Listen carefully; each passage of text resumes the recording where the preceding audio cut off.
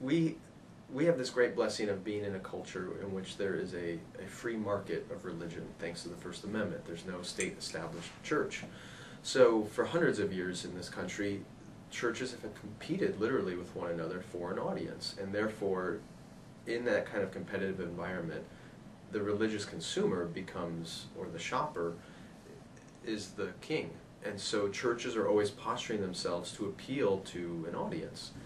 And that's not inherently wrong, but when you're formed in an entire culture that is reinforcing that over and over and over again, we can come to believe that we're really the center of the universe. So churches have been taught, first impressions matter, make sure people are comfortable, target market yourself to their needs and desires, and over time it just kind of balloons into this very self-centered view of faith and church. And unfortunately, in most cases, if you really want to grow a large institution, that's how you have to do it.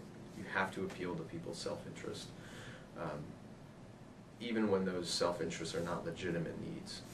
So we do it in a lot of different ways, and it includes the way we design our buildings to make them as comfortable and accommodating as possible. And again, that's not wrong.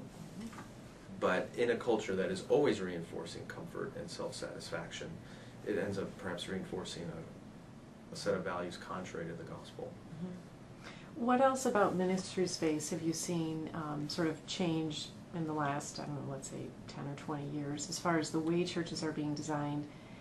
When people walk in the door, what kinds of new ministry space are they seeing that is really reinforcing that whole consumer mentality? Well, one big change has been the very clear desire to entertain, whether it's children's ministries that have very elaborate video game or play centers. It's for entertaining the children to make sure that they have fun.